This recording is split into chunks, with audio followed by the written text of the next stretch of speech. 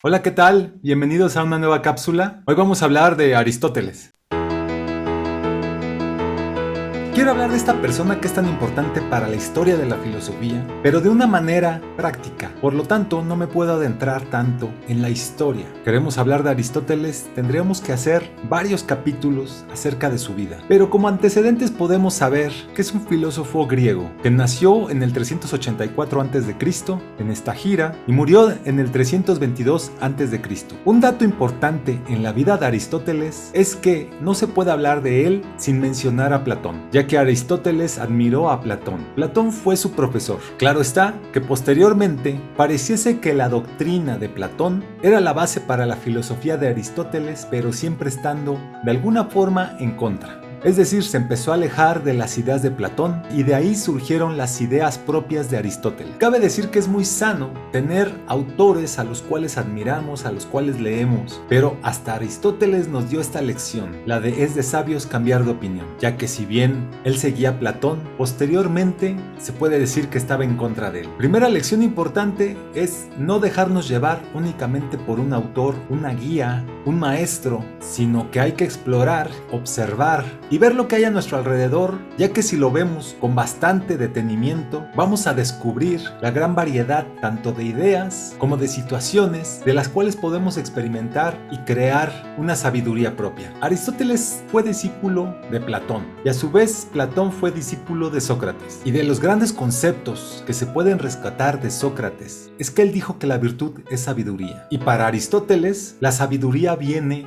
de la experiencia. Podríamos decir que es la forma en que aplicamos la virtud a una experiencia. Cuando tenía 17 años se fue a Atenas a estudiar a la Academia de Platón. Mientras que por un lado Platón era alguien que estudiaba las matemáticas, Aristóteles se enfocó más hacia la biología, hacia la metafísica. Cuando escuchamos hablar de metafísica, inmediatamente podemos pensar en cuestiones de fenómenos energéticos, el poder del universo, y de ahí hay una pequeña línea para adentrarnos a estudios enfocados a tratar de explicar lo inexplicable. Por lo tanto, esta no es la metafísica a la que se refiere Aristóteles. Para Aristóteles, la metafísica era el estudio de las causas o principios de la realidad propia, en la cual hay alguna sustancia, es decir, algo sustancial, o de alguna forma tratar de explicar qué es un dios y cómo sería un dios. En sí, es un arte de hacer preguntas como lo es la mayéutica. En un momento, Aristóteles tuvo la idea de que Platón era un buen amigo, pero él consideraba que un mejor amigo es la verdad.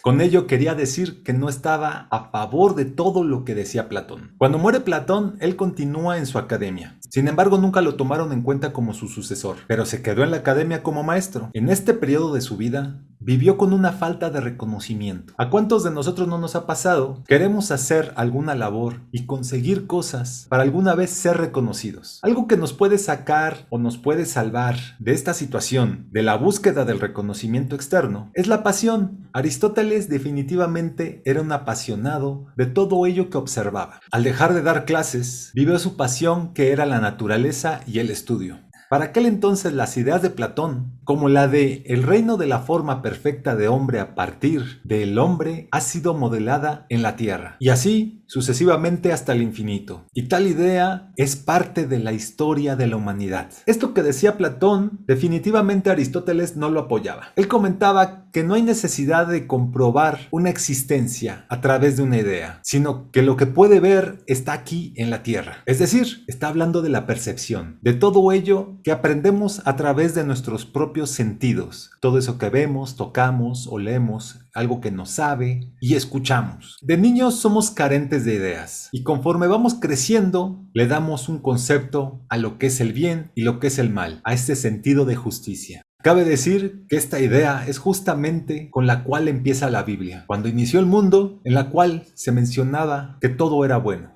¿Y qué es lo bueno? Pues ello dependerá de la percepción de cada quien. Ello también influenció en nuestro sentido de justicia. Aristóteles insiste en que confiemos en nuestros sentidos, y a partir de ello se le puede decir que Aristóteles es un realista y que toda idea y concepto que tenemos de la vida solo está en nuestra mente. Por lo tanto, todos creamos nuestro propio mundo. Uno es lo que es, y lo que es no se conoce, se siente. Esto me recuerda un poco a algo que escuché alguna ocasión. ¿Cuál sería la frase correcta? ¿Vivimos en el mundo o hay un mundo viviendo en mí? La mayoría de las personas dirán, yo vivo en el mundo, dándole poder a que de alguna forma estamos limitados en el mundo que se nos presenta. Es decir, vivimos en la tierra y por lo tanto seguimos las leyes, las creencias que la misma tierra nos da. Sin embargo, no es la tierra, es la cultura, es la sociedad. Y si lo vemos de esta forma, la frase de yo vivo en el mundo sería totalmente incorrecta. Dejando la frase hay un mundo viviendo en mí, apoyada por la idea de Aristóteles, nos dejaría con la frase correcta. Hay un mundo viviendo en nosotros. Es una dualidad del espíritu dual griego de la dualidad de la lógica aristotélica. Cada uno de nosotros percibimos las cosas de manera diferente. Es decir, a pesar de que hablamos el mismo idioma, en este caso el español, la misma palabra, la misma idea puede significar diferentes cosas para cada uno de nosotros. Esto se transforma en un grave problema, pero una gran liberación para quien sabe que hay un mundo viviendo dentro de nosotros. De tal forma podríamos empezar a ampliar y hacer ese mundo que vive en nosotros un lugar lleno de mayores posibilidades. Aristóteles insiste mucho en hablar del ser, que es la esencia de lo que somos, y cada persona tiene su propia esencia. De ahí viene el término que tiene que ver con que el ser es la materia, lo físico. Por otro lado tenemos la forma, es a ello a lo cual estamos determinados. Nuestra razón de ser, nuestro propósito en la vida. Un ejemplo sería una silla. ¿Cuál es su razón de ser de la silla? Servir al humano para periodos de descanso, es decir, para que se pueda sentar. Pero ¿qué pasaría si Aristóteles viera algo como esto? Se empiezan a ampliar las posibilidades. Comenta que la filosofía entonces es la ciencia de las primeras causas. ¿A qué se refiere con ello? Que nosotros como humanos, por pura naturaleza, tenemos la necesidad de aprender. Y no solo esa necesidad, sino que tenemos el deseo de conocer más. El deseo de que todo ello que experimentemos lo convirtamos en nuestra propia filosofía.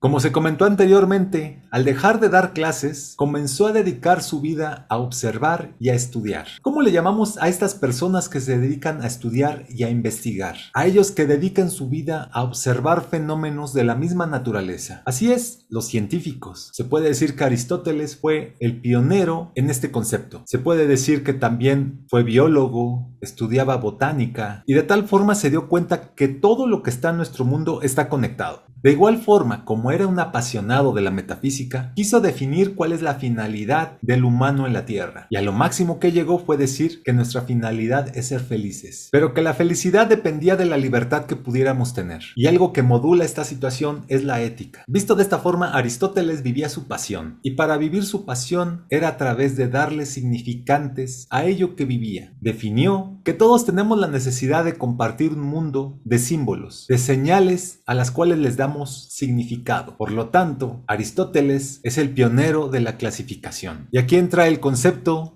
del silogismo, que es el sistema lógico de clasificación. Y a partir de esta clasificación es como se puede empezar a hacer ramas de conocimiento. Es decir, gracias a su forma de clasificar, el día de hoy existe el aprendizaje por materias, como la física, la lógica, la poesía, la ética, la política y la biología. Evidentemente, a partir de tal idea surgen mayores ramas de estudios más específicos. Si bien contribuyó a que esta idea fuera aplicada hacia el área del aprendizaje, también fue aplicada para la sociedad. Entonces surge el concepto del clasismo, que tal idea fue explotada sobre todo en la época medieval. Y tal idea y tal costumbre se empezó a arrastrar para lo que seguía de la historia humana. En su clasificación, él puso al humano en la cima, únicamente superado por un dios. ¿Y por qué estábamos en la cima? Por nuestra capacidad de razonamiento. Él dio gran poder a que el humano se sintiera dueño de todo. La pregunta aquí es, ¿realmente hemos aprovechado nuestro racionamiento? ¿Todo ello es culpa de Aristóteles? ¿Ha sido más con lo que contribuyó Aristóteles? ¿O Aristóteles fue quien contribuyó para que las cosas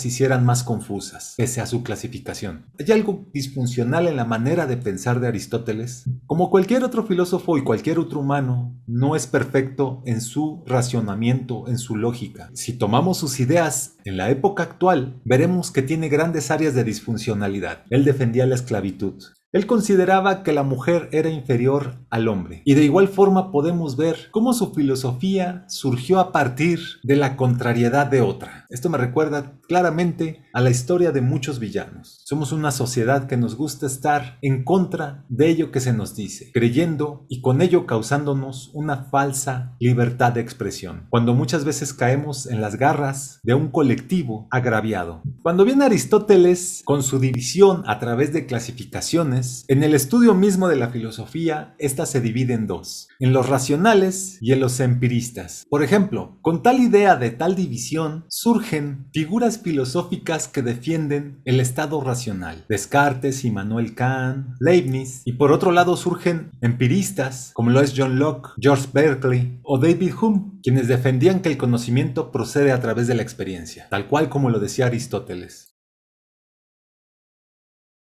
La gran influencia de Platón sobre Aristóteles realmente era una influencia de Sócrates, porque empezó a hablar de lo que es la virtud, que bien podemos empezar a fomentar nuestras virtudes, y que son los hábitos que nos dan fuerza y que nos ayudan a vivir mejor. Nuestros valores más profundos, nuestras virtudes. La virtud nos da fuerza ante la debilidad. Por lo tanto, ante los vicios, la disciplina y la voluntad podría ser una gran virtud.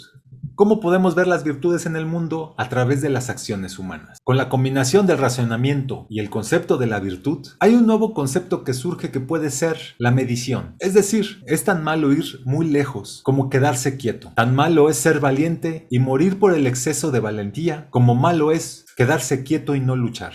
Ya para la época en la que Aristóteles vivía la tercera edad, Filipo, quien es padre de Alejandro Magno, llamó a Aristóteles para ser parte de su corte, y de tal forma fue preceptor de Alejandro Magno, es decir, fue su guía. Posteriormente, gracias a esta relación, Aristóteles creó su propia escuela, hizo una biblioteca, construyó un zoológico y vinieron años prósperos para él. Pero al morir Alejandro Magno, abandonó Macedonia y murió al poco tiempo. Murió a los 62 años. A partir de esta muerte empieza el declive de lo que era Grecia como una potencia mundial, sobre todo por la pérdida de poder para Macedonia. Viene un dato muy importante, ya que tales ideas de Aristóteles empiezan a trascender. Sus escritos fueron traducidos al árabe, los cuales fueron estudiados en el mundo islámico. Se considera que es un filósofo de estudio forzoso para los estudios del Medio Oriente. Es decir, Aristóteles tiene una gran influencia para lo que son ahora la religión musulmana. Dos filósofos medievales musulmanes llamados Avicena y Averroes exploran sus percepciones a través del estudio de Aristóteles. Posteriormente, sus escritos de Aristóteles fueron traducidos del árabe al latín. Y una vez más, tales ideas contribuyen a dos de las religiones más importantes y más dominantes en el mundo, el cristianismo y el catolicismo. San Tomás de Aquino desafió que se prohibiera la obra de Aristóteles, y tal filosofía la integró a la filosofía cristiana, aunque también hay estudios donde se comenta que también es parte del catolicismo. En el Renacimiento se continuó viendo gran influencia de Aristóteles, ya que se aplicaban métodos de investigación empírica, y de esta época surgen los grandes debates de los empiristas contra los racionalistas, ya que teníamos a Descartes viviendo aquella época. En conclusión, vamos a hablar de 3 puntos. Primer punto que nos deja Aristóteles claro es que aprendamos de todo ello que nos rodea, y sobre todo si le empezamos a aplicar una lógica, un razonamiento. Es claro que podemos aprender a través de las experiencias, y si tales experiencias trascienden en nuestra vida, las convertimos en filosofías propias. Cabe decir que las filosofías propias únicamente son y sirven a la persona quienes la crearon. Es decir, como humanos tenemos el deseo de aprender y de desarrollar nuestra propia filosofía de manera individual. Segunda conclusión, podemos existir sin tener algo en contra, es decir, que estar en contra de algo no marque nuestra forma de existencia. Aristóteles vivió a la sombra o por estar en contra de Platón. No se trata de estar en contra ni a favor, sino saber que de cada situación podemos aprender algo sin necesidad de estar en contra. Es de sabios cambiar de opinión. Busquemos maestros, guías, diferentes autores, para tener un mayor panorama del tema que nos interesa. Tercera conclusión, él ya nos invitaba a tener un orden a través de la clasificación. Algo que nos ayuda a no cargar con ideas, creencias, cosas que no nos sirven, es justamente la depuración a través del orden, es decir, la clasificación. Tener esta idea nos ayuda a entender mejor todo ello que nos rodea y por lo tanto nos ayuda a nuestro aprendizaje. Por el momento damos por terminada esta cápsula. Te invito a que te suscribas al canal, que lo compartas, que nos des un like, que te suscribas y sobre todo dale click a la campana que te va a avisar cuando haya un nuevo video. Y sin más por el momento solo me queda agradecerte el tiempo que has invertido para ver esta información. Gracias.